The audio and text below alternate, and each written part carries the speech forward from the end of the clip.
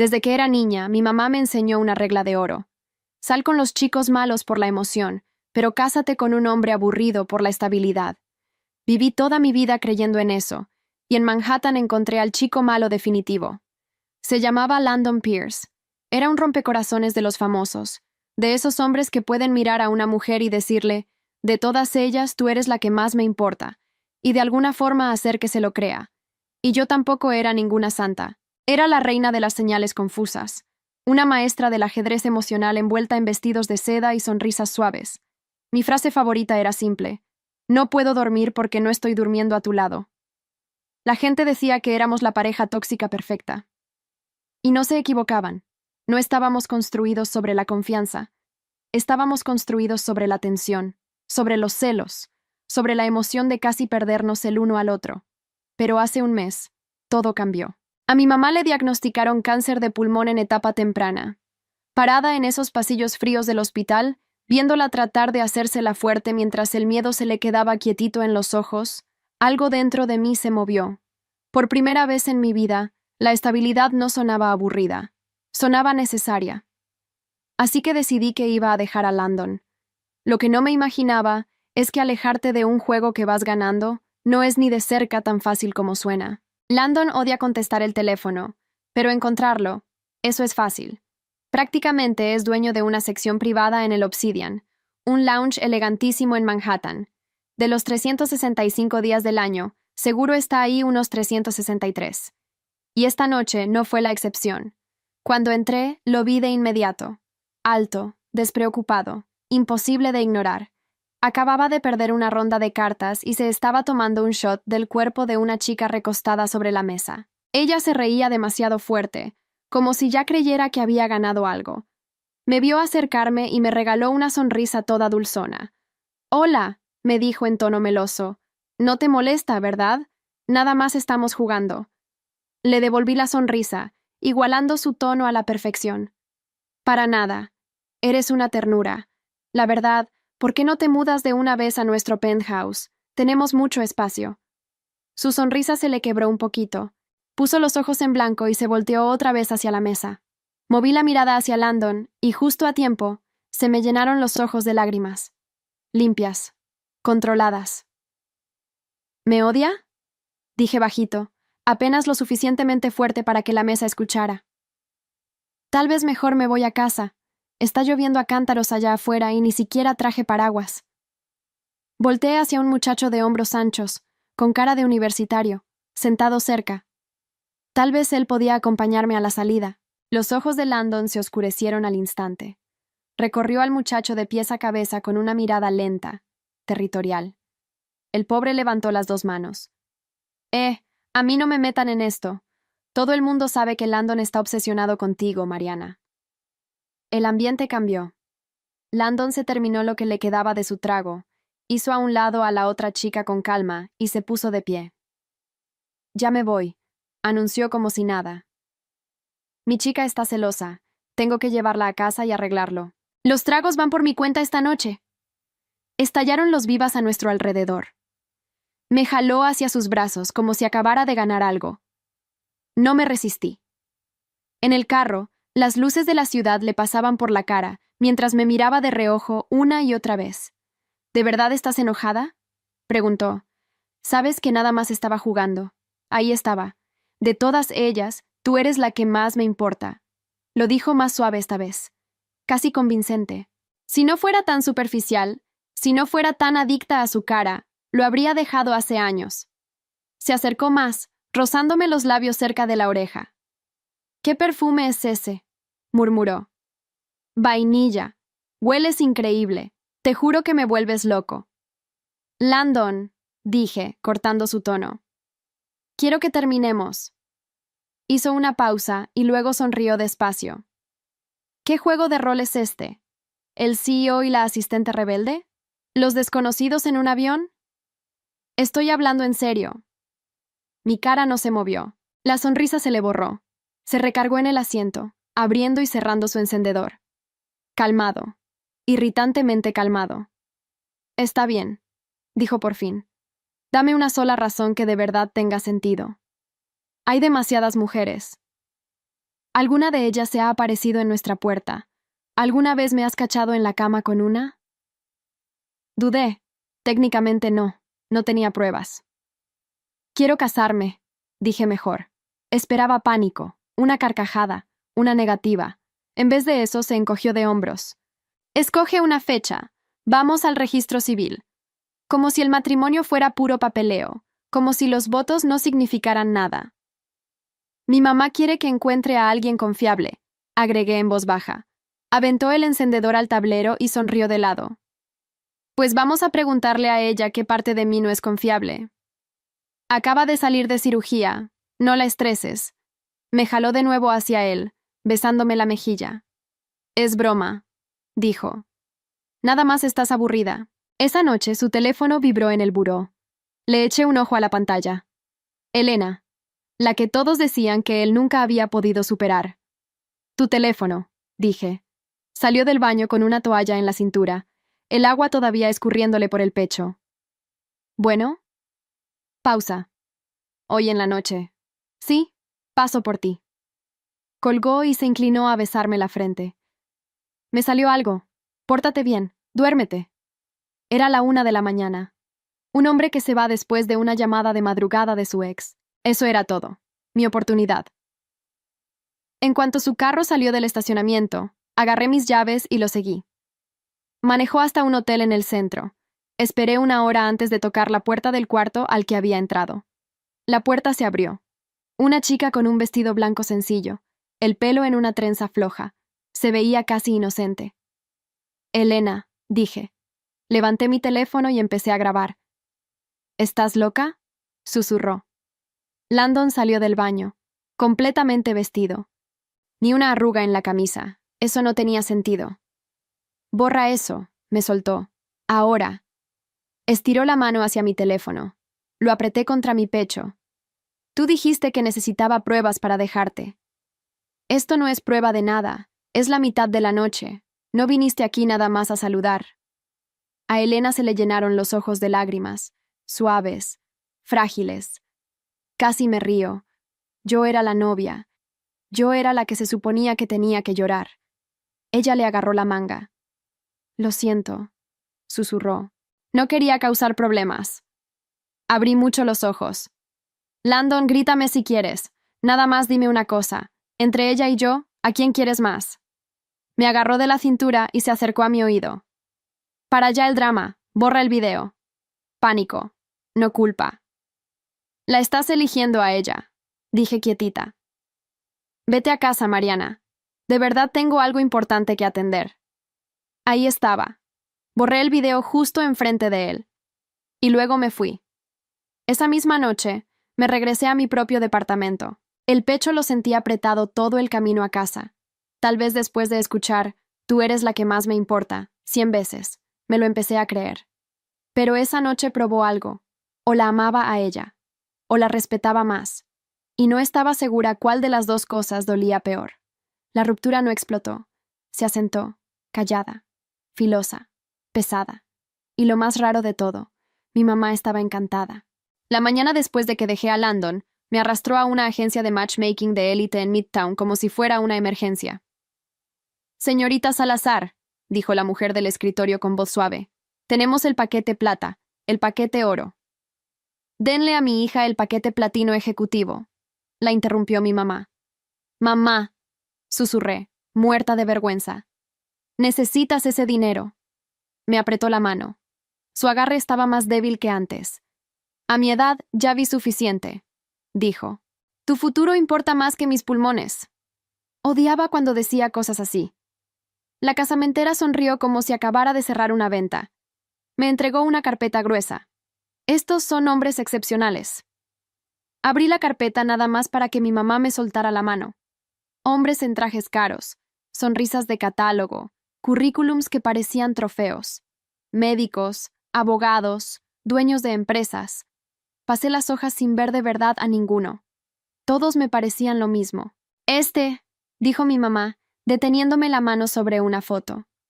Un hombre de unos 40 años, traje gris, sin esa pose de querer impresionar a nadie. Tiene cara de hombre serio. Yo solo quería terminar con el tema. Está bien, mamá. Voy a una cita. Una. Y cuando veas que no funciona, me dejas en paz.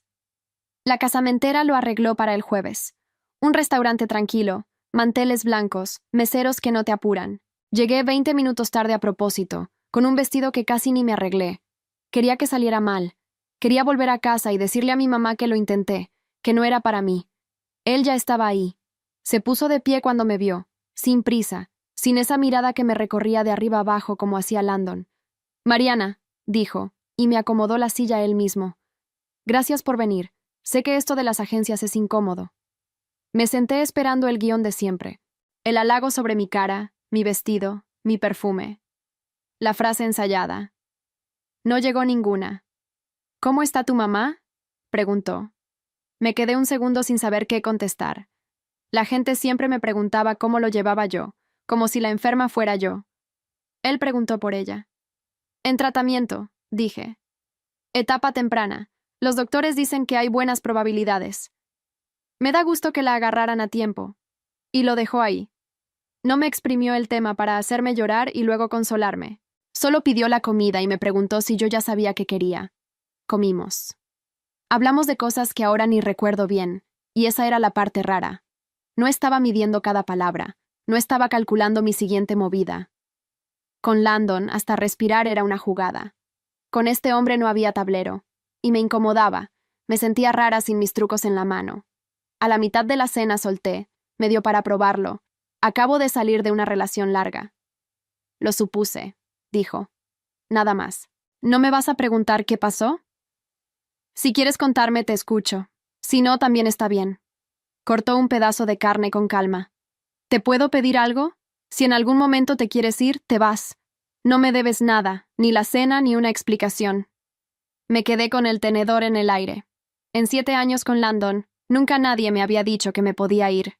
Siempre era él quien decidía cuándo me quedaba y cuándo me soltaba. Este hombre me lo estaba dando como si fuera lo más normal del mundo.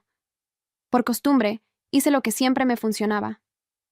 Bajé la mirada, dejé que se me humedecieran los ojos tantito y solté la voz un poco quebrada.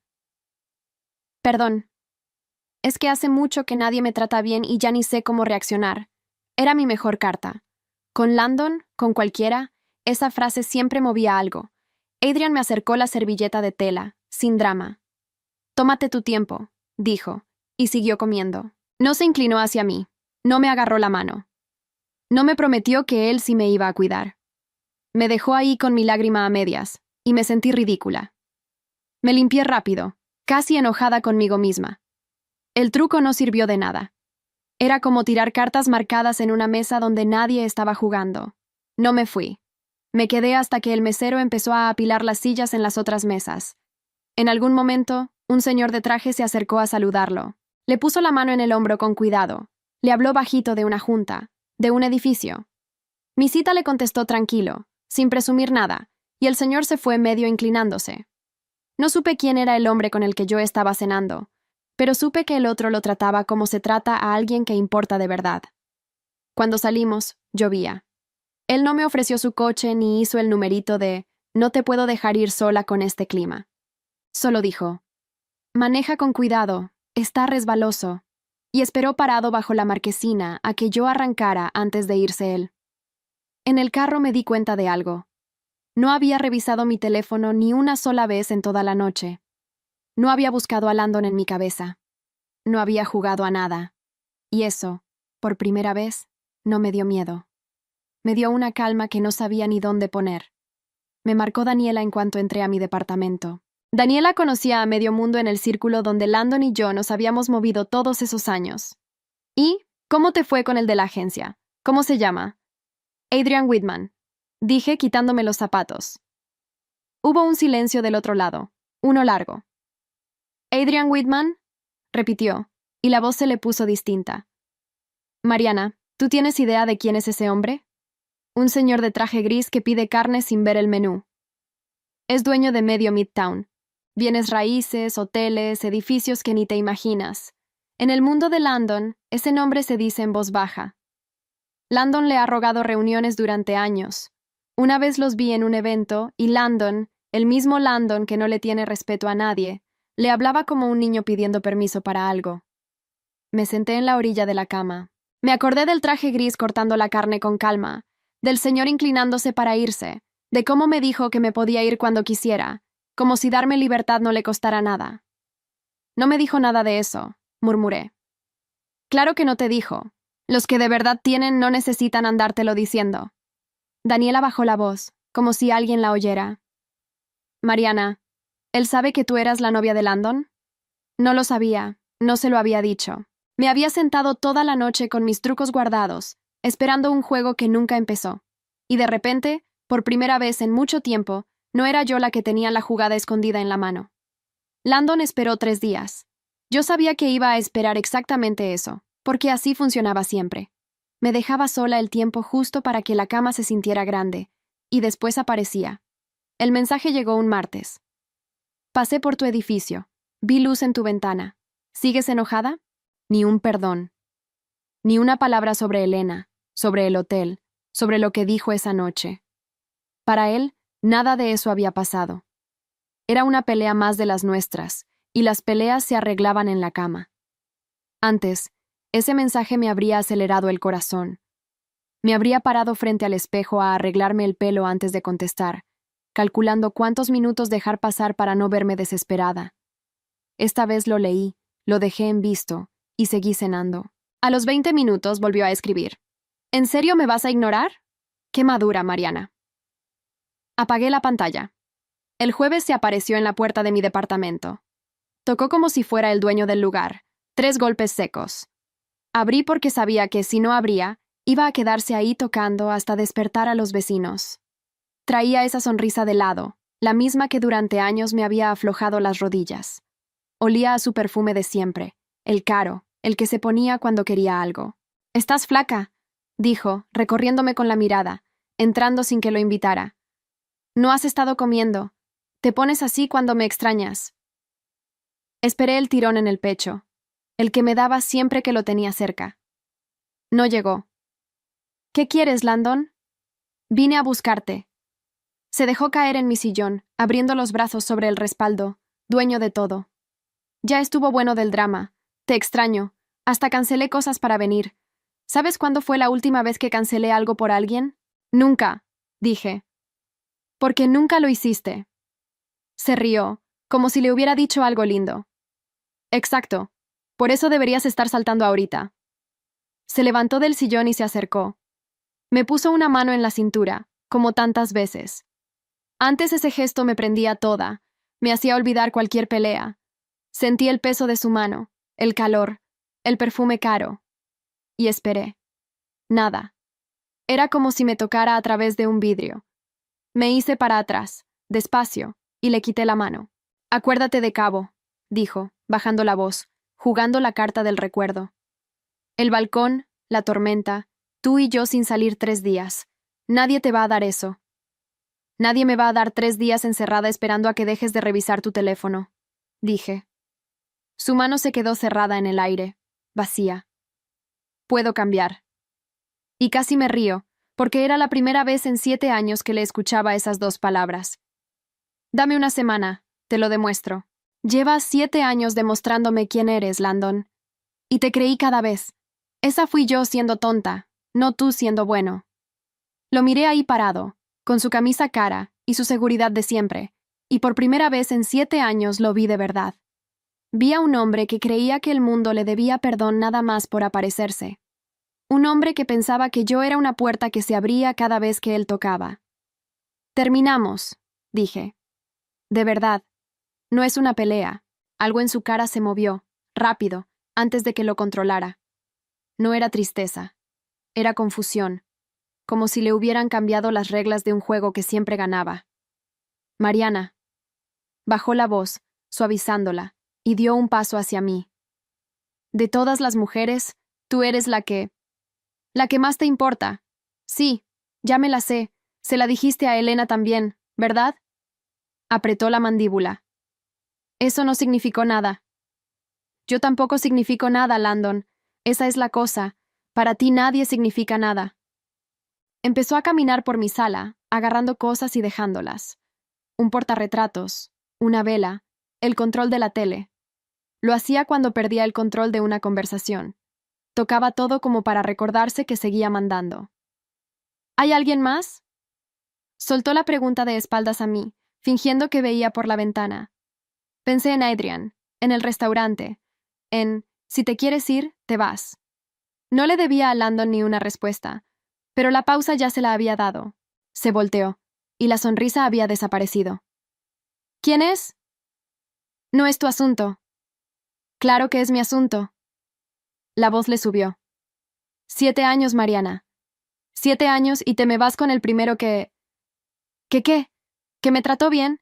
¿Que me preguntó cómo estaba mi mamá antes de preguntar si me iba a quedar a dormir? Se quedó callado. Y en ese silencio vi algo que nunca le había visto a Landon. Miedo. Chiquito, apenas un parpadeo. Pero ahí estaba. Tú no sabes estar con un hombre aburrido, dijo por fin, agarrando su saco. Te vas a hartar en un mes, y cuando te hartes, yo no voy a estar esperándote. Lo sé, dije, abriéndole la puerta. Esa es la mejor parte. Salió. No azotó la puerta. Eso me sorprendió más que cualquier grito. Landon siempre azotaba puertas. Esta vez se fue callado, y por la mirilla lo vi parado en el pasillo un segundo de más, mirando su teléfono, sin saber a quién marcarle. Cerré con llave. Me recargué en la puerta y esperé el arrepentimiento, las ganas de correr atrás de él, el vacío. Siempre venía después. Esta vez no vino nada. Solo me quedé ahí, respirando, en mi propio departamento, en silencio, y el silencio no me dolía. Me serví un vaso de agua y me senté en la cama. Llevaba semanas durmiendo de un solo lado por pura costumbre, dejándole el otro lado vacío a un hombre que ya no venía. Esa noche me acosté en medio, atravesada, como cuando era niña. Marqué a mi mamá para ver cómo le había ido en su cita médica. No me contestó. Marqué otra vez. Nada. A la tercera me contestó una enfermera, y por el tono supe, antes de que terminara la primera frase, que algo había salido mal. Manejé al hospital sin acordarme ni de cómo llegué. La enfermera me había dicho 2 palabras claras entre todas las demás. Dificultad para respirar. Mi mamá, con sus pulmones ya cansados, había hecho una reacción al tratamiento y se le había cerrado el pecho en la misma sala de espera de su cita. Cuando entré a urgencias, la vi en una camilla, con una mascarilla de oxígeno y los ojos demasiado grandes para su cara. Me agarró la mano apenas me acerqué. Tenía los dedos fríos. Estoy bien, dijo, y la voz le salió rasposa por debajo del plástico. No hagas escándalo. Hasta así, muriéndose de miedo, todavía quería cuidarme a mí. Los doctores me hablaron rápido, con palabras que entendía a medias, que la habían estabilizado, que la querían dejar internada unos días, que la siguiente ronda de tratamiento iba a tener que esperar. Firmé papeles sin leerlos. Me senté en una silla de plástico junto a su cama y le sostuve la mano hasta que se quedó dormida. Y entonces, sola en ese pasillo con olor a desinfectante, hice lo que mi cuerpo había hecho durante 7 años sin pensar. Marqué a Landon. Sonó 3 veces.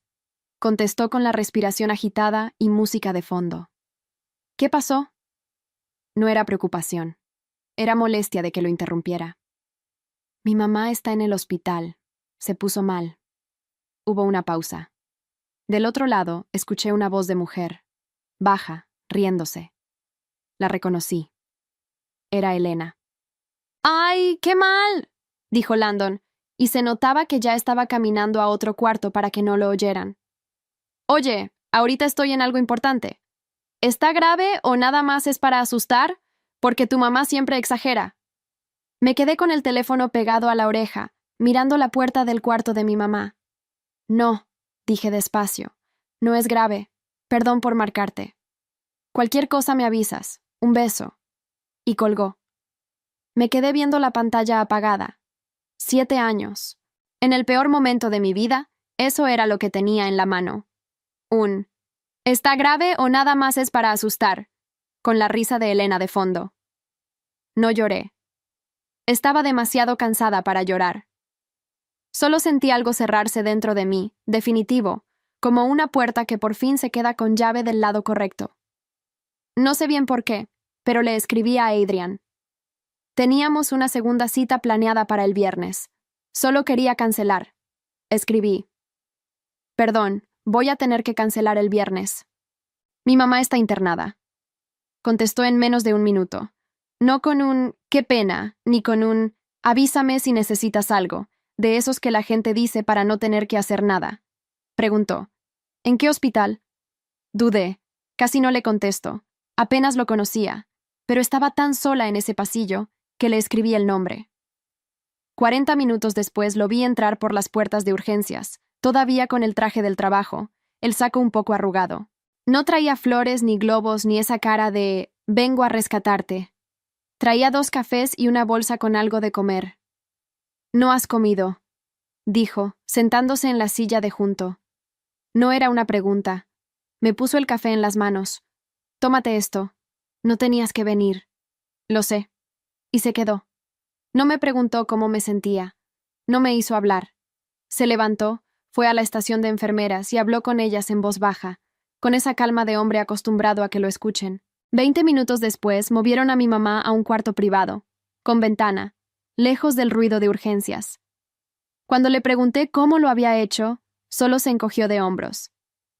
«Conozco al que administra este lugar». Lo dijo sin presumir, como quien dice que sabe dónde guardan las llaves. Se quedó toda la noche. En algún momento me quedé dormida en la silla, y cuando desperté, tenía su saco encima de los hombros, y él seguía despierto, sentado derecho, cuidando que nadie nos molestara. Afuera empezaba a amanecer. Mi mamá abrió los ojos como a las 7. Lo vio a él primero, ese desconocido de traje gris dormitando junto a la ventana, y luego me buscó a mí con la mirada, confundida. «¿Y este señor?», susurró. «Un amigo», dije. Ella lo miró otro rato, despacio, con esos ojos que llevaban toda mi vida leyéndome. «Se quedó toda la noche», dijo. No era una pregunta. Era ella entendiendo algo que yo todavía no me animaba a decir en voz alta. Adrian se despertó, se dio cuenta de que mi mamá estaba consciente, y se paró derecho. «Señora, me da gusto verla mejor». Le habló con respeto, sin esa familiaridad falsa que ponen los hombres cuando quieren caer bien. Le preguntó si necesitaba algo, llamó a la enfermera por ella, y luego dijo que nos dejaba solas, que iba a estar afuera por si algo. Cuando salió, mi mamá me apretó la mano con la poca fuerza que tenía. «Ese», dijo, «ese se queda». Me reí, con los ojos llenos de lágrimas que ya no eran de miedo. «Apenas lo conozco, mamá». «Yo no», dijo ella, cerrando los ojos, tranquila por primera vez en horas. «Yo ya lo conozco, es de los que se quedan». Le acomodé la cobija hasta los hombros y me quedé viéndola respirar, despacio, sin la mascarilla puesta ya. Por primera vez en mucho tiempo, el miedo no me apretaba la garganta. Esa misma mañana, mientras Adrian cruzaba a la cafetería de enfrente por un café de verdad, mi teléfono se iluminó. Una foto que alguien había subido la noche anterior. Landon en el Obsidian, la copa en alto, Elena pegada a su brazo, los dos riéndose. La hora, las 2 de la mañana. La misma hora en la que yo estaba firmando papeles para internar a mi mamá. La miré sin sentir nada, ni rabia, ni celos, ni el tirón de siempre. Guardé el teléfono y volteé hacia la ventana, donde Adrian volvía cruzando la calle con 2 cafés, esquivando los charcos, sin ninguna prisa. 3 semanas después de la noche del hospital, mi mamá ya estaba en casa, recuperándose despacio, con una enfermera de planta que Adrian había insistido en pagar sin hacer ruido del tema. «No es por ti», me dijo cuando intenté discutirlo. «Es para que tú puedas dormir. Una mujer que no duerme no le sirve a nadie, menos a su mamá». Así era él. Hacía las cosas grandes y las decía chiquitas. Esa misma semana me invitó a una cena. Su fundación juntaba fondos para hospitales infantiles una vez al año, y esa noche el salón iba a estar lleno de la gente más pesada de la ciudad. «Si te sientes incómoda, nos vamos cuando quieras», dijo, como siempre, dándome la puerta de salida antes de que la necesitara. Lo que ninguno de los dos sabía es que Landon también iba a estar ahí. Landon llevaba meses rogando una reunión con la fundación de Adrian para meter uno de sus proyectos. Había comprado un boleto carísimo para esa cena nada más para acercarse al hombre que le abría o le cerraba las puertas de la ciudad. No tenía idea de quién era la pareja de ese hombre. No tenía idea de que era yo. Llegué del brazo de Adrian, con un vestido azul oscuro que mi mamá había escogido desde la cama. En cuanto entramos, el salón entero se movió hacia él. Le daban la mano, le hablaban con cuidado, Se reían un poco de más de lo que decía. Yo había pasado 7 años parada junto a Landon viendo cómo la gente lo buscaba. Esta vez la gente buscaba al hombre que tenía a mi lado, y a mí me miraban tratando de entender quién era yo para estar ahí. Vi a Landon del otro lado del salón antes de que él me viera. Estaba en su modo de siempre, sonriendo, repartiendo apretones de mano, buscando con los ojos a la persona importante de la noche. Cuando por fin me localizó, su cara hizo algo que nunca le había visto. Primero sorpresa, después esa sonrisa de ya entendí el juego, porque creyó que yo había ido sola, a buscarlo, a caer otra vez. Cruzó el salón directo hacia mí, me puso la mano en la cintura, fuerte, marcando territorio, lo bastante alto para que los de alrededor escucharan. Mariana, sabía que ibas a venir. Me habló pegado al oído, pero sin bajar la voz. Ya, deja el teatro. Vámonos de aquí. Estos eventos te aburren tanto como a mí. No me moví. No le quité la mano de inmediato, porque quería que él solito viera lo que estaba a punto de pasar. Landon, dije tranquila. Te presento a Adrian. Landon volteó, con la sonrisa todavía puesta, listo para medir de arriba abajo al señor que me había traído. Y entonces lo reconoció. Vi el momento exacto en que se le cayó la cara. La sonrisa se le quedó congelada, torcida, mientras su cabeza trataba de juntar las piezas. El hombre al que llevaba meses rogando una reunión, el dueño de medio Midtown, el que no le contestaba las llamadas, era el mismo hombre del que él acababa de despegar a su novia de la cintura. Señor Whitman, tartamudeó, soltándome como si quemara. Le estiró la mano de golpe. ¡Qué honor! Yo. Le he mandado varias propuestas a su oficina. No sé si las vi, dijo Adrian. Tranquilo, sin soltarme la mano. No eran para nosotros. Fue todo. 3 palabras, pero las dijo enfrente de 6 personas que importaban en esa ciudad, y todas las oyeron. Vi cómo a Landon se le subía el rojo por el cuello, igualito que cuando algo se le salía de control, solo que esta vez no había una puerta que azotar ni una cuenta que pagar para recuperar el escenario. A unos pasos, Elena lo había visto todo. Había llegado colgada de su brazo, igual que esa noche del hotel, y ahora miraba a Landon encogerse enfrente del hombre más importante del salón. En su cara vi la misma duda que yo cargué durante 7 años, la de una mujer empezando a entender que el hombre por el que apostó no era tan grande como decía. Casi sentí lástima por ella. Casi. Claro, claro, dijo, riéndose con esa risa nerviosa que yo nunca le había escuchado en 7 años. Otra vez será. Buscó mi mirada, y por un segundo dejó caer la máscara entera. Ya no era el dueño de nada. Era un hombre que acababa de entender que la mujer a la que trató como una puerta giratoria estaba parada del lado del poder, y él del lado de afuera. ¿Tú y él?, me preguntó en voz baja, casi sin aire. Sí, dije. Alguien lo llamó del otro lado del salón. Landon volteó hacia la voz, agradecido de tener para dónde correr. Pero antes de irse, hizo lo más Landon que podía hacer. Trató de recuperar tantito terreno. «Te ves bien, Mariana», dijo, con una última sonrisa torcida. «Avísame cuando se te pase la fase». «Adrian», dije sin contestarle a Landon siquiera. «Creo que ya me dio hambre». «Vamos a sentarnos», dijo Adrian, y me puso la mano en la espalda, guiándome hacia las mesas, dándole la espalda a Landon como quien deja atrás algo que no vale la pena ni voltear a ver. Nos sentamos. Adrian me acercó la silla, pidió agua para los dos sin preguntarme, y siguió la noche como si lo de hace un minuto no hubiera pasado. No me preguntó quién era Landon, no me pidió ninguna explicación. Más tarde, cuando le conté de pasada que ese hombre había sido mi novio 7 años, solo asintió despacio. «Se nota que no te trataba bien», dijo. «¿Cómo sabes?» «Porque cuando te dije en la primera cena que te podías ir cuando quisieras, te quedaste con cara de no creerlo». Cortó un pedazo de pan, sin drama. A una mujer que la tratan bien, esa frase no la sorprende. Bajé la mirada al plato. Tenía razón, y me dolió que se notara tanto. No volteé. Pero por el reflejo de un ventanal alcancé a ver a Landon parado solo en medio del salón, con su copa en la mano, viendo cómo me alejaba. Por primera vez en su vida, era él el que se quedaba viendo a alguien irse. Y nadie, en todo ese salón lleno de gente, lo estaba mirando a él.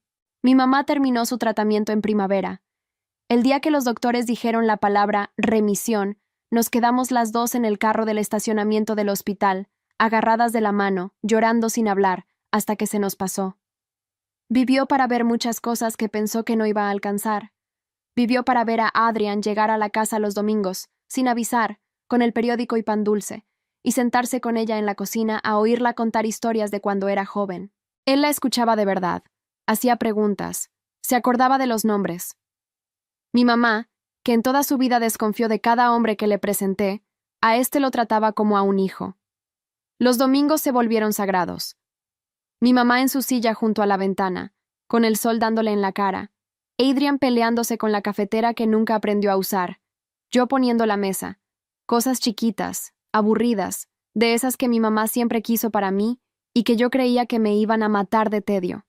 Resulta que el tedio, cuando es con la gente correcta, se siente como descansar después de años de no dormir. Vivió para verme abrir mi propia oficina. Resulta que la única cosa que de verdad sé hacer, leer a la gente, saber quién miente y quién va a cumplir, quién está actuando y quién no, vale dinero cuando la usas para construir algo y no para sobrevivirle a un hombre. Empecé asesorando a Adrian sobre con quién cerrar tratos y con quién no. Después me empezaron a buscar otros. El primer cliente que llegó solo, sin que Adrian lo mandara, era un hombre a punto de meter todo su dinero con un socio nuevo. Me senté con los dos 20 minutos, nada más a oírlos hablar. Después le dije en privado: tu socio te va a dejar colgado en 6 meses. Fíjate cómo no te ve a los ojos cuando habla de plazos. Le incomodó. Me pagó de mala gana. 8 meses después regresó, me dio las gracias y me mandó a 3 amigos más. Lo que con Landon era una condena, vivir leyendo a un hombre para adivinar cuándo mentía, con un escritorio de por medio se volvió un oficio. Por primera vez, mi instinto trabajaba para mí y no contra mí. Hoy tengo mi nombre, el mío, no el de nadie más, pintado en una puerta de Midtown. Landon lo intentó una vez más. Unos meses después de la cena, me llegó un mensaje a la 1 de la mañana, su hora de siempre. Pensé en ti. Creo que nos merecíamos otra oportunidad. Nadie me va a conocer como tú. Lo leí hasta la mañana siguiente, tomándome un café, con Adrian leyendo a un lado. No sentí rabia ni ganas de contestarle feo. No sentí nada, que es todavía peor. Borré el mensaje, como él me borró a mí tantas veces, y seguí con mi día. Me enteré por Daniela de que sus proyectos se habían caído uno tras otro, que el círculo que antes lo buscaba empezó a buscar a otros, que Elena lo había dejado, y no por otro hombre, sino por aburrimiento, las mismas palabras con las que él me amenazó a mí.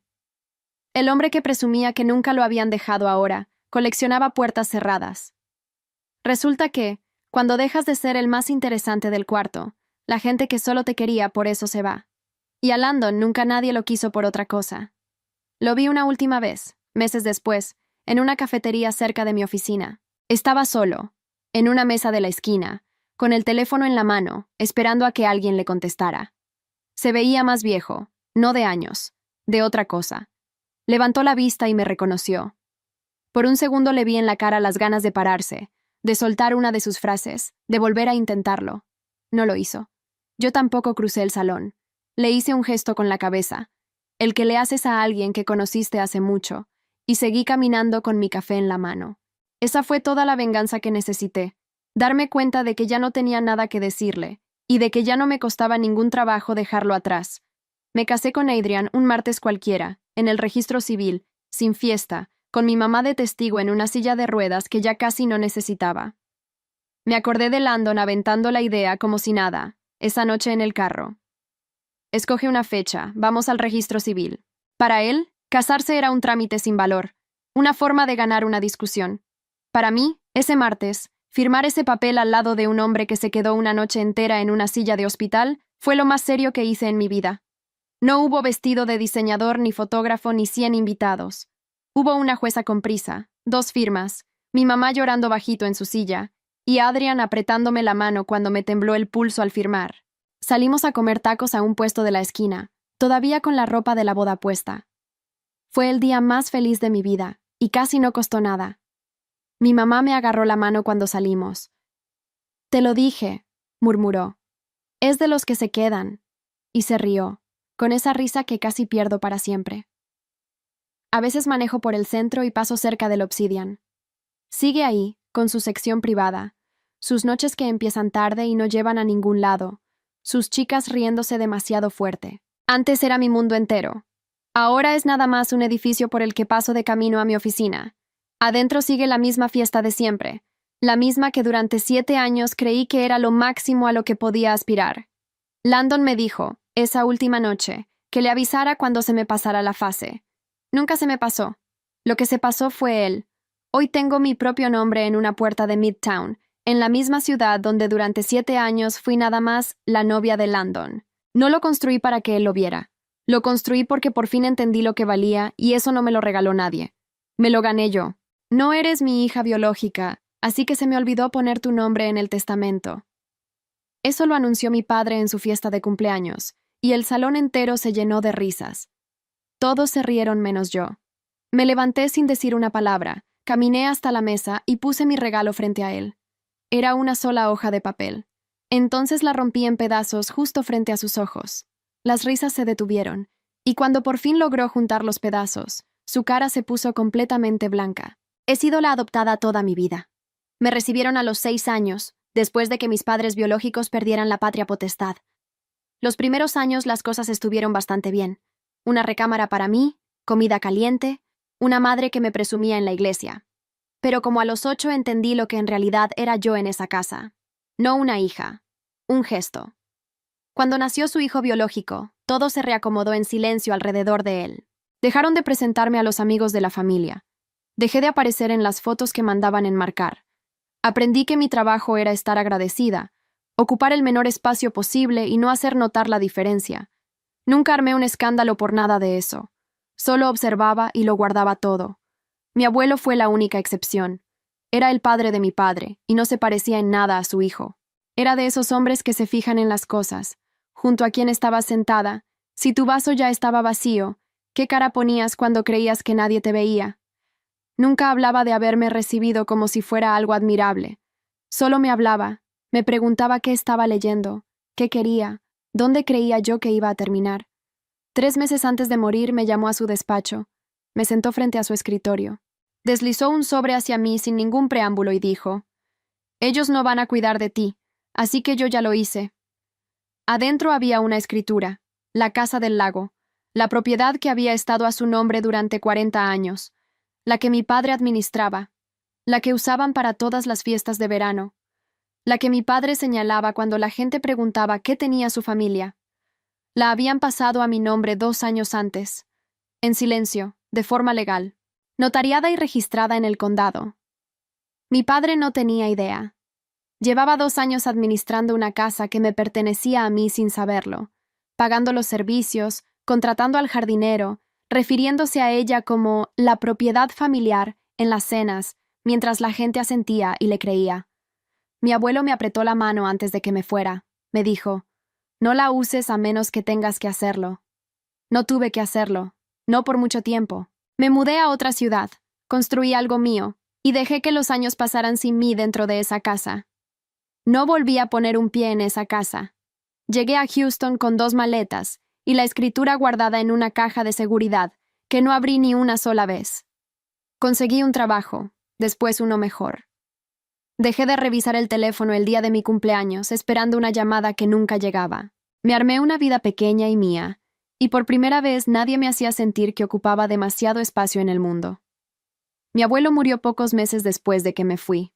No me avisaron. Me enteré por una esquela que una prima lejana compartió en internet, 2 días después del entierro. Me senté en el piso de mi cocina con el teléfono en la mano y lloré hasta que me ardió la garganta. No lloré por la familia, lloré por él, por el único hombre de esa casa que alguna vez me miró a los ojos como si yo fuera una persona y no un favor que habían hecho. Pasaron casi 4 años. Una tarde sonó mi teléfono, un número de Houston que no conocía. ¿Hablo con Daniela? La voz era de una mujer mayor, serena. Soy Helen Cross.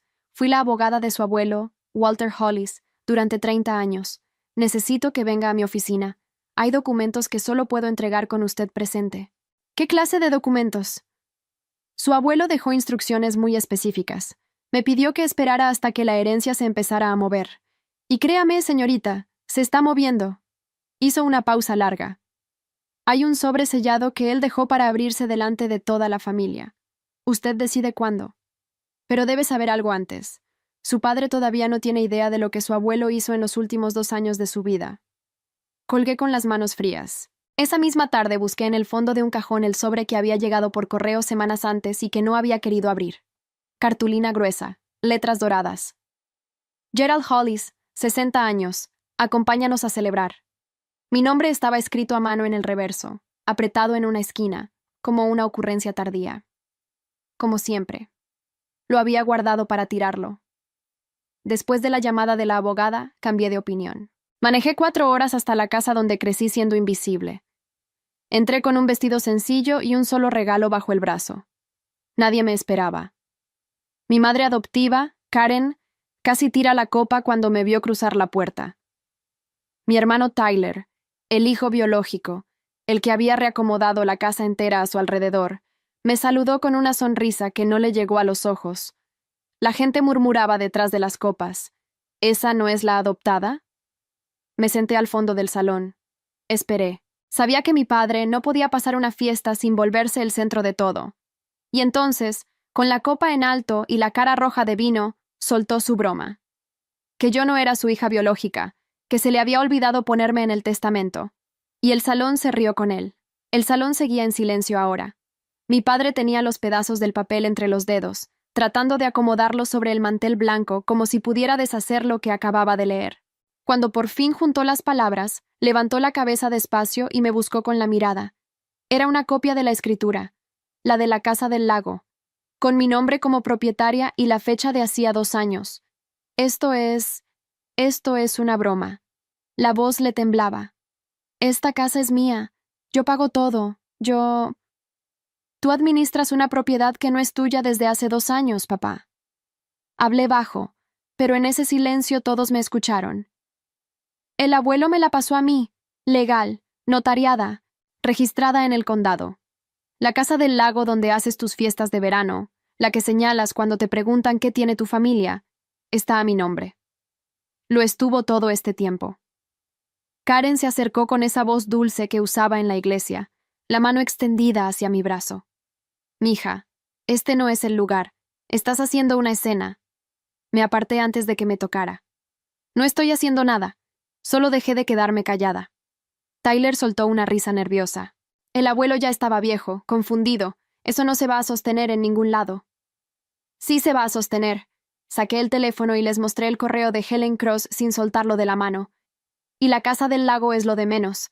El abuelo dejó un sobre, sellado, para abrirse delante de todos ustedes. Su abogada me llamó la semana pasada. Miré a mi padre directo a los ojos, por primera vez en mi vida sin bajar la cabeza. Resulta que el abuelo sí se acordó de mí, hizo todo lo contrario a olvidarme. Y lo que está adentro de ese sobre, papá, te va a quitar mucho más que una casa de verano. Nadie se rió esta vez. Mi padre se dejó caer en la silla. Karen miró a Tyler. Tyler me miró a mí, y por primera vez vi miedo en su cara.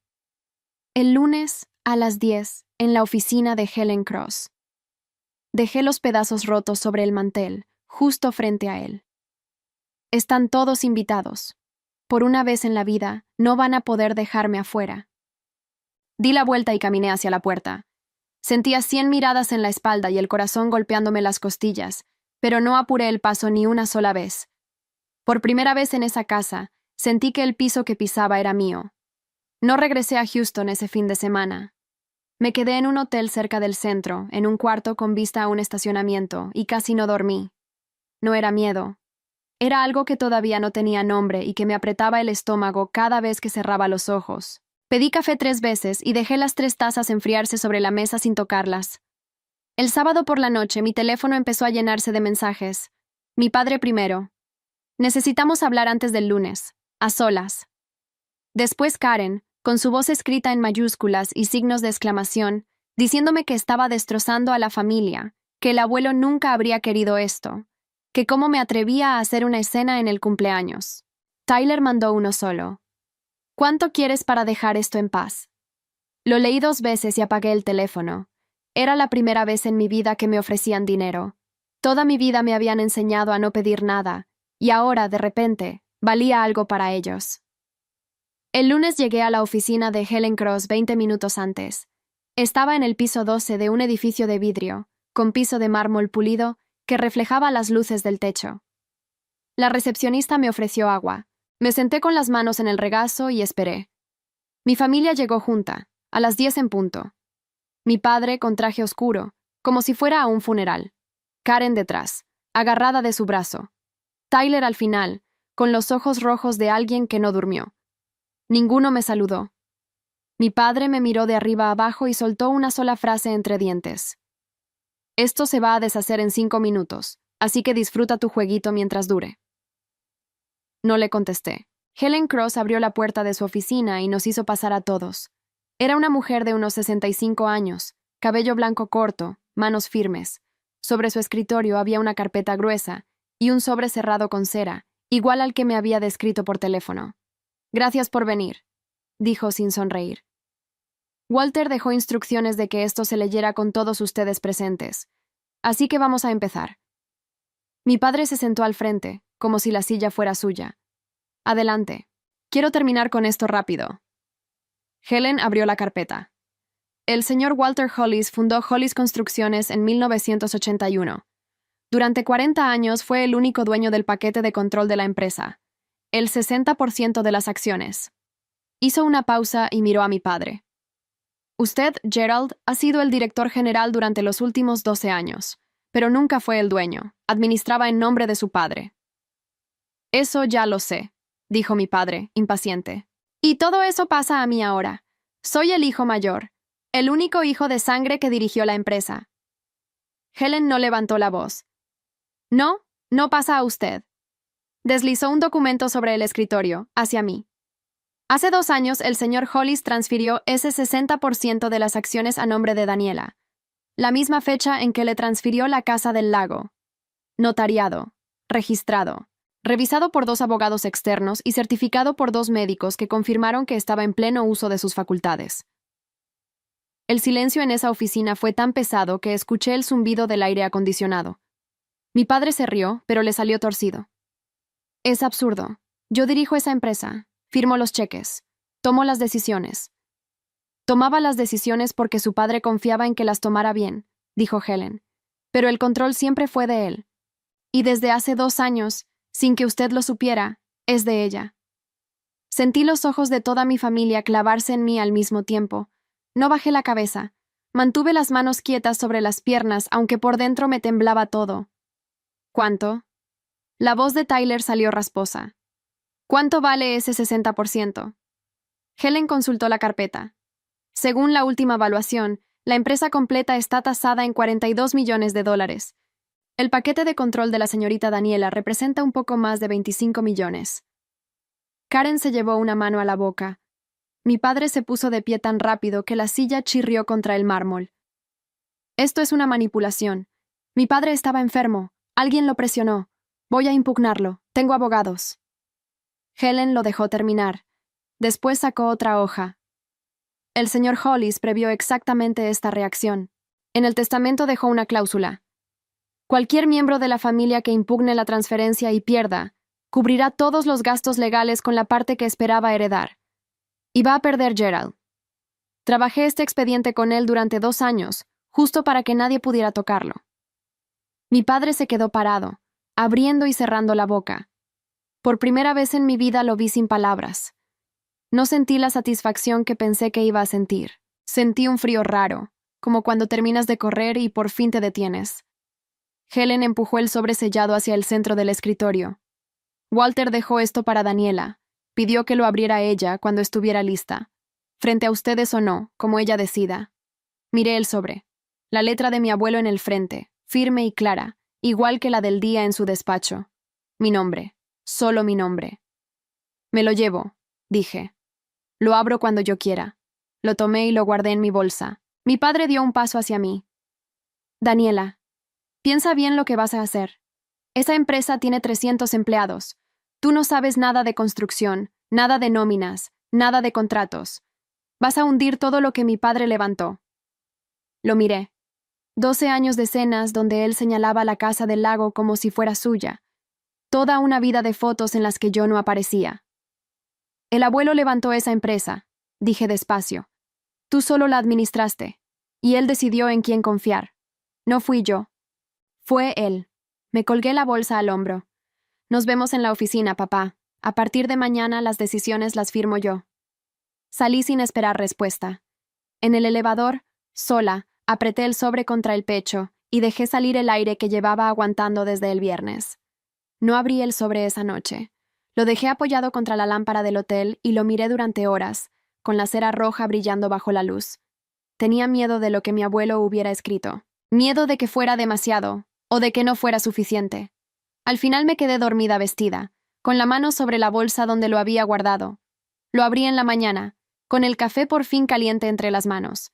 La letra era la suya, firme, sin adornos. Daniela, si estás leyendo esto, ya me fui, y la pelea ya empezó. Te conozco, vas a sentir culpa, vas a pensar que esto es demasiado para ti, que le estás quitando algo a alguien. No le estás quitando nada a nadie. Yo decidí, con la cabeza clara, 2 años antes de morirme. Te observé toda tu vida en esa casa. Vi cómo dejaron de ponerte en las fotos, vi cómo te enseñaron a pedir permiso para existir, y vi que, aún así, nunca tomaste nada que no fuera tuyo. Mi hijo tomó todo lo que pudo, incluida una casa que ni siquiera sabía que no era suya. Por eso no le dejé la empresa. No es castigo. Es que sé en quién se puede confiar. No la quemes por rabia. Hay 300 familias que comen de esa empresa. Hazlo mejor que ellos. Y confía en Arturo Mendoza, el contador. Es el único que nunca me mintió. Lo demás, ya lo sabes hacer. Siempre lo supiste. Leí la carta 3 veces. A la tercera me di cuenta de que estaba llorando sin hacer ruido, igual que aprendí de niña, para que nadie me oyera. Me limpié la cara, guardé la carta y me puse el único traje formal que había llevado. Hollis Construcciones ocupaba 3 pisos de un edificio en el norte de Houston. Yo había estado ahí una sola vez, a los 10 años, esperando en la recepción mientras mi padre presumía a Tyler con los socios. Esta vez entré por la puerta principal con los documentos de Helen Cross en un folder bajo el brazo. La recepcionista me reconoció y se puso pálida. Señorita Daniela, su padre dejó dicho que no la dejara subir. Mi padre ya no decide quién sube. Puse el documento de las acciones sobre el mostrador. Llamas a Arturo Mendoza. Dile que la dueña del paquete de control está aquí. 10 minutos después bajó un hombre de unos 60 años, calvo, con lentes y camisa arrugada. Me miró como si estuviera viendo a un fantasma. Eres igualita en el carácter, dijo en voz baja. Walter me avisó que ibas a venir. Sube, antes de que tu padre haga una tontería. El piso de dirección olía a café quemado y a papel. Cuando entré a la sala de juntas, mi padre estaba de pie en la cabecera, hablándole a media docena de empleados con saco. Se cortó a media frase al verme. No tienes nada que hacer aquí, dijo. Tengo el 60% que hacer aquí. Dejé los papeles sobre la mesa larga, frente a todos. Estos son los certificados de transferencia de las acciones, notariados, registrados ante la comisión. Cualquiera de ustedes puede verificarlos esta misma mañana. A partir de hoy, ninguna decisión de gasto mayor a $50,000 se firma sin mi autorización. Un murmullo recorrió la mesa. Mi padre golpeó la madera con la palma. Esto es mi empresa. Llevo 12 años levantándola. La administraste 12 años, dije. Nunca fue tuya. El abuelo te lo dejó claro a través de su abogada el lunes. Me volteé hacia los empleados. Nadie va a perder su trabajo. Los sueldos se pagan igual. Los proyectos siguen igual. Lo único que cambia es de quién es la firma. Un hombre joven, con cara de no querer estar ahí, preguntó bajito. ¿Y los socios? ¿Saben de esto? Lo van a saber hoy mismo, respondí. Mi padre se acercó hasta quedar a 1 metro de mí. Olía a la misma loción de siempre, la que usaba en cada cumpleaños donde me sentaba al fondo. Te voy a demandar, dijo, despacio, para que solo yo lo oyera. Voy a decir que presionaste a un viejo enfermo. Voy a arrastrar tu nombre por cada juzgado de este estado. No retrocedí. Saqué mi teléfono y marqué el altavoz. La voz de Helen Cross llenó la sala. Buenos días, Gerald. Me imaginé que llamarían, para que quede claro frente a sus empleados. El señor Hollis fue evaluado por 2 médicos independientes el mismo mes de la transferencia. Ambos certificaron lucidez total. Y el testamento incluye una cláusula. Si usted impugna y pierde, los gastos legales de ambas partes salen de la herencia que esperaba recibir. Va a perder. Y va a quedarse sin nada. Usted decide. Mi padre se quedó mirando el teléfono. La mandíbula le temblaba. Los empleados bajaron la vista hacia la mesa, incómodos. Gracias, Helen, dije, y colgué. El silencio se estiró. Por fin mi padre agarró su saco del respaldo de la silla y caminó hacia la puerta. Antes de salir se detuvo a mi lado. ¿Crees que ganaste? No sabes lo que es manejar 300 personas. En un mes vas a venir a rogarme. Si en un mes te necesito, te llamo, dije. Por ahora, tu lugar en el estacionamiento ejecutivo ya no es tuyo, ni la tarjeta de gastos. Arturo las cancela hoy. Se fue sin contestar, dando un portazo que hizo vibrar el vidrio. Arturo me alcanzó una silla sin que se la pidiera. Bueno, dijo acomodándose los lentes. ¿Por dónde empezamos, jefa? Me senté en la cabecera, en el lugar donde había estado mi padre. La silla todavía estaba tibia. Por primera vez en mi vida, nadie en esa sala me estaba pidiendo que ocupara menos espacio. Empezamos por los números reales, dije. Quiero ver todo lo que mi padre firmó en los últimos 12 meses. Arturo asintió y empezó a teclear en la laptop. Mientras esperaba, miré por el ventanal hacia el estacionamiento.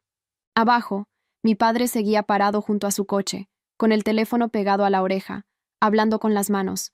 Ya estaba llamando a alguien. Lo conocía lo suficiente para saber que no iba a aceptar nada en silencio. Una cosa más, Arturo, dije sin voltear. Avísame en el segundo en que mi padre cite a los socios. Va a intentarlo, y quiero estar en esa sala antes que él.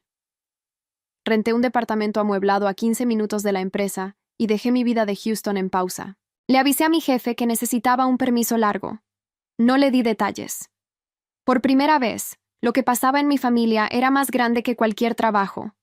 Las primeras 2 semanas las pasé encerrada con Arturo, revisando 12 años de números. Él me ponía las carpetas enfrente y yo aprendía a leerlas. No era tan distinto de lo que había hecho toda mi vida. Observar, callar, entender el sistema antes de moverme. Lo que encontré no me sorprendió tanto como me dio coraje. La empresa era sólida, 300 empleados, contratos firmes con el municipio, obra estable. Pero encima de esa base, mi padre había colgado su vida entera. El mantenimiento de la casa del lago, el jardinero, la alberca, todo facturado a la empresa como gasto de representación. La membresía del club de golf, una camioneta Escalade nueva cada 2 años, y un sueldo de $180,000 al año a nombre de Tyler, con el puesto de director de desarrollo. ¿Qué hace Tyler de director de desarrollo? Le pregunté a Arturo. Arturo se quitó los lentes y los limpió con la camisa. Que yo sepa, viene como 2 jueves al mes. Se toma un café, manda unos correos y se va. Tu padre le inventó el puesto cuando salió de la universidad. $180,000. Por 2 jueves al mes. Yo había crecido en esa misma casa aprendiendo a no pedir un par de zapatos nuevos para no incomodar. No despedí a nadie de verdad. Junté a los 300 en el patio de carga y les dije lo mismo que les había dicho a los del saco. Los sueldos seguían, los proyectos seguían, el que trabajaba se quedaba. Vi hombros bajar de alivio en toda la bodega. Un albañil mayor se me acercó al final y me apretó la mano sin decir nada. Esa noche dormí bien por primera vez en semanas. Lo único que corté fueron los gastos personales de mi padre. La casa del lago ya no se pagaba con dinero de la empresa, porque la casa del lago era mía. El club de golf, cancelado. La Escalade, de vuelta al arrendamiento. Y el sueldo fantasma de Tyler, suspendido hasta que el puesto tuviera funciones reales. Tyler apareció al 4.º día, cuando le rebotó la tarjeta en una gasolinera.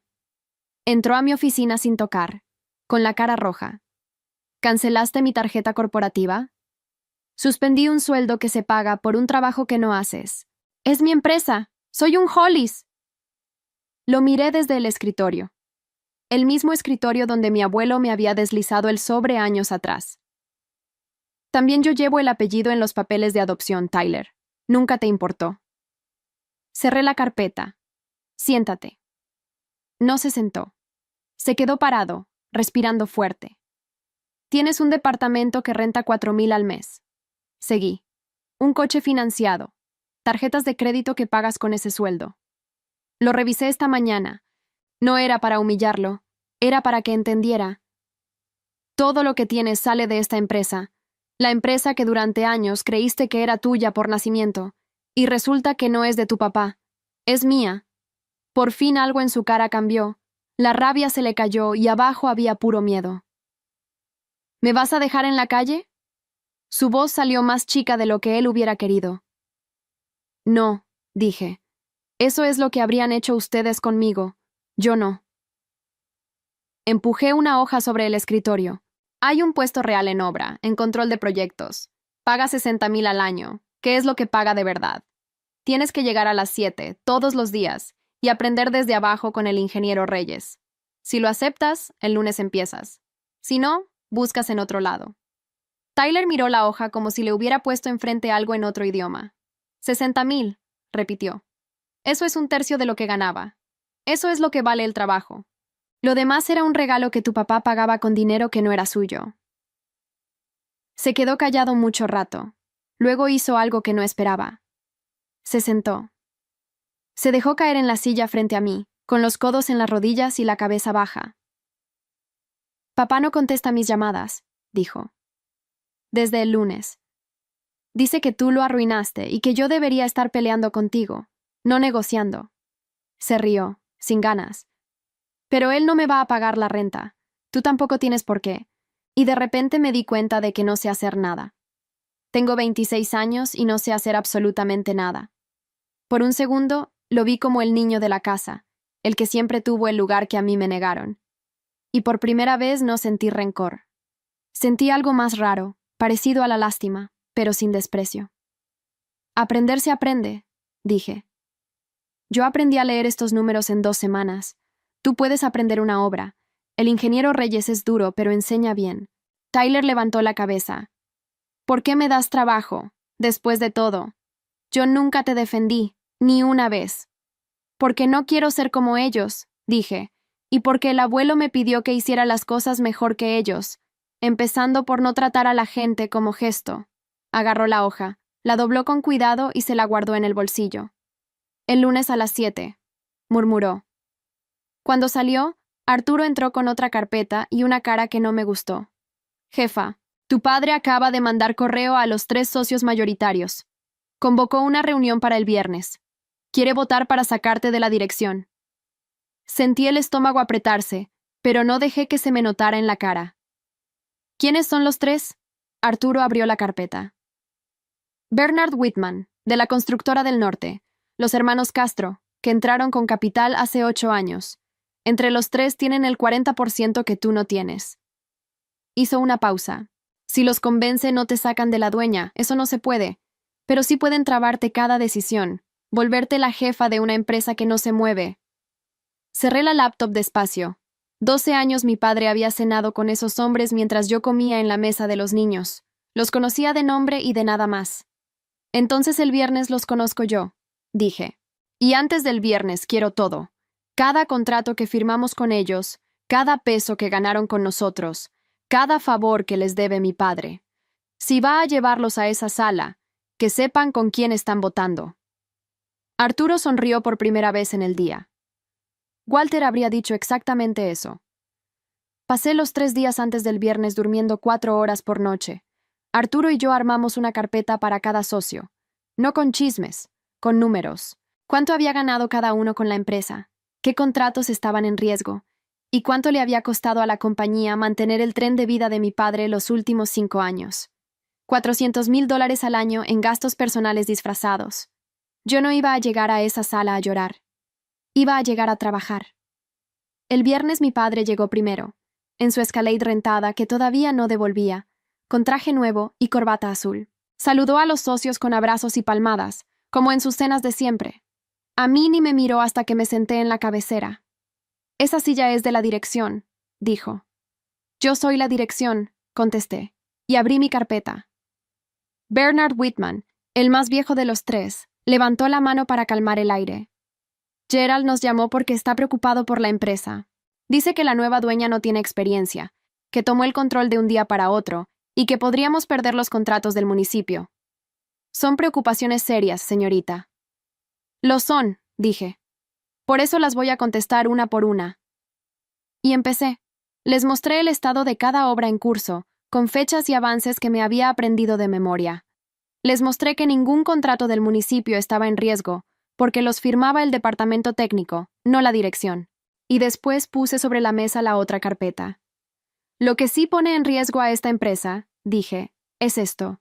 $400,000 al año saliendo de la caja para pagar una casa del lago, que no es de la empresa, un club de golf, una camioneta nueva cada 2 años, y un sueldo de $180,000 a alguien que viene 2 jueves al mes. 5 años. $2 millones de utilidades de ustedes, señores, gastados en el estilo de vida de un solo hombre. El silencio cambió de dueño en esa sala. Los hermanos Castro se miraron. Bernard Whitman se puso los lentes y empezó a pasar las hojas, despacio. Mi padre se levantó. Esos son gastos de representación. Así se hacen los negocios. Estos hombres me conocen. Saben cómo trabajo. Te conocen en las cenas que ellos pagaban creyendo que eran de la empresa, dije.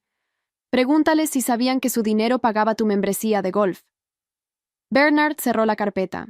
Miró a mi padre por encima de los lentes, con una cara que yo no le había visto a nadie dirigirle nunca.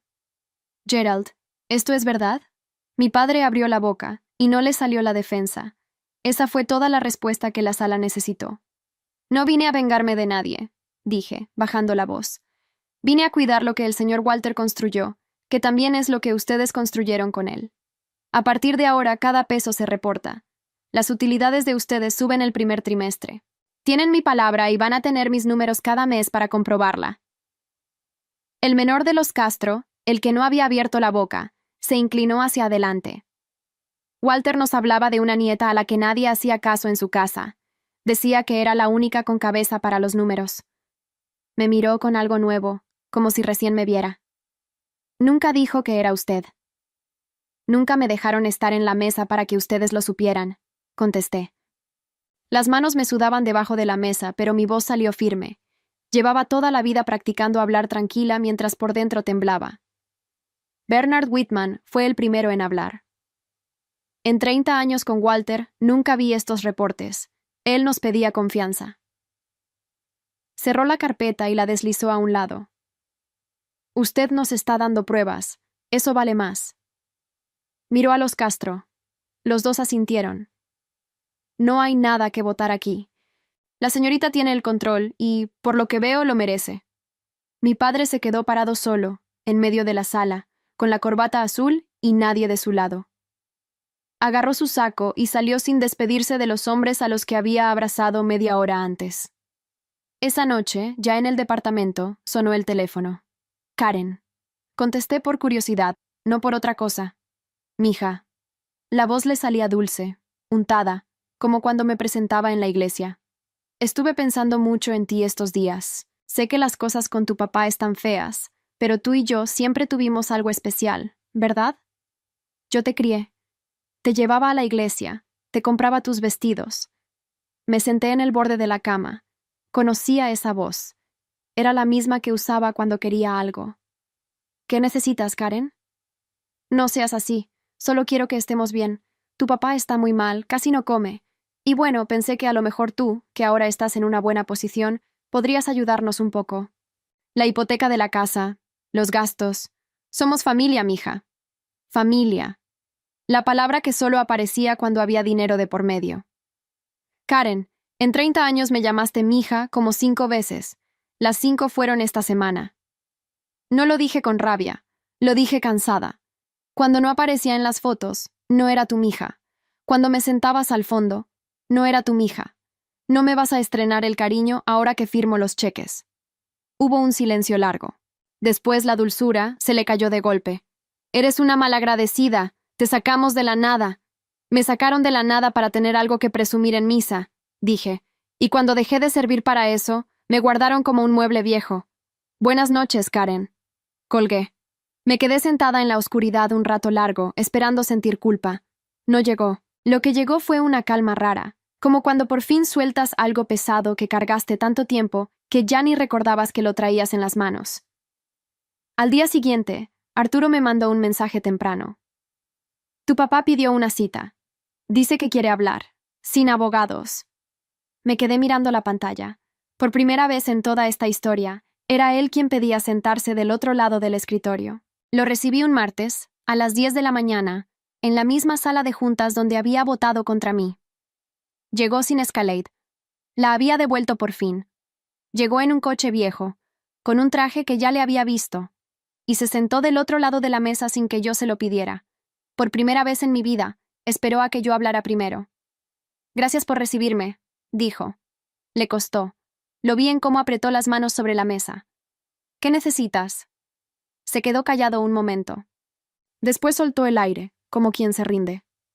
La hipoteca de la casa va atrasada 2 meses. Sin el sueldo de la empresa, sin la tarjeta, no me alcanza.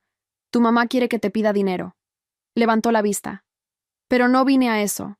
Vine a pedir trabajo. No contesté enseguida. Dejé que el silencio pesara, igual que él me había dejado a mí en silencio toda la vida. Llevo 30 años en la construcción, siguió. No sé hacer otra cosa, y sé que ya no mando aquí. Lo entendí en esa reunión, cuando ninguno de esos hombres me devolvió la mirada. Tragó saliva. Tú sabes manejar los números mejor que yo. Lo vi. Mi padre lo vio antes que nadie. Esa fue la única cosa parecida a una disculpa que me dio. No la frase, la de antes. Mi padre lo vio antes que nadie. Reconocer que el viejo había tenido razón en confiar en mí y no en él.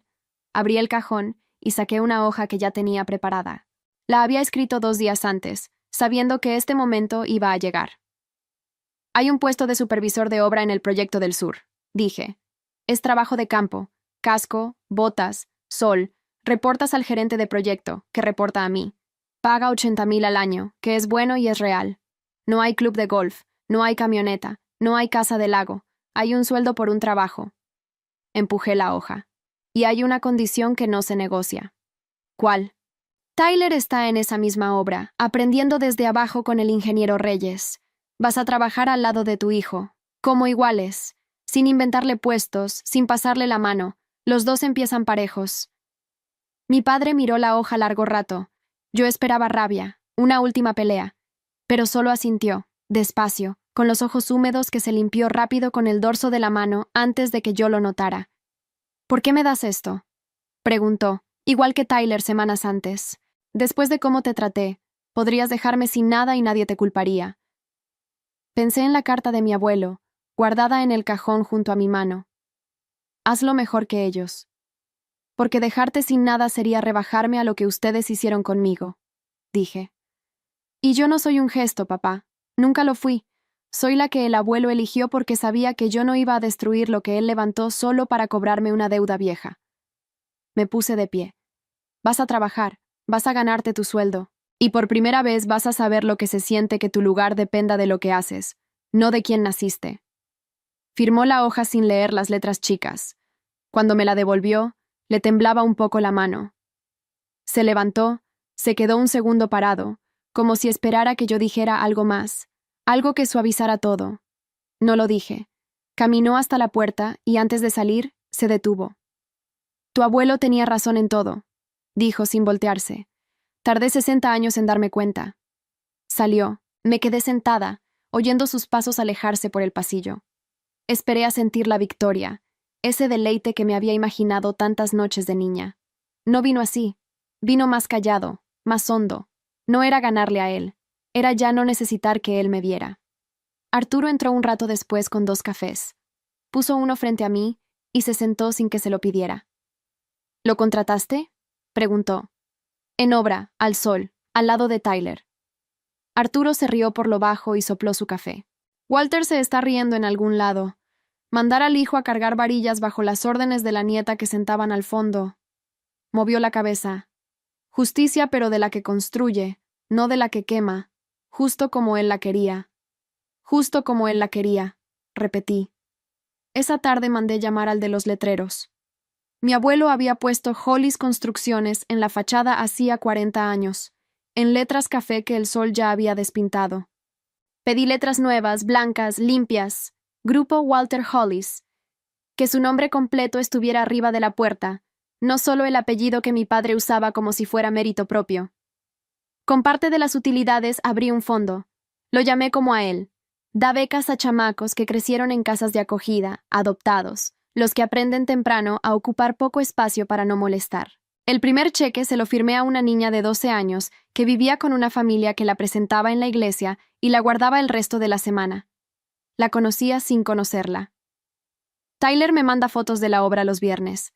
Tiene las manos llenas de callos y por primera vez en su vida se ve orgulloso de algo que hizo él. Mi padre supervisa el proyecto del sur. Llega a las 7. No me llama mi hija. No me pide nada. Una vez, al cruzarnos en el estacionamiento, se quitó el casco y me saludó con la cabeza, como se saluda a un jefe. Lo acepté. Era más honesto que cualquier abrazo de cumpleaños. A Karen no le di dinero. Le di lo único que me pidió de verdad sin saberlo: distancia. La casa del lago la abrí este verano. No para fiestas donde me sentaban al fondo. La presto los fines de semana a las familias del fondo de becas, para que los niños que nadie lleva a ningún lado conozcan un muelle, un lago, un lugar donde nadie les diga que sobran. Hoy entro a esa empresa por la puerta principal, en un coche que pagué con mi nombre, y arriba de la entrada está el nombre completo de mi abuelo en letras nuevas. No lo hice para que mi padre lo viera. Lo hice porque por fin sé lo que valgo, y nadie en esa casa me lo tuvo que dar.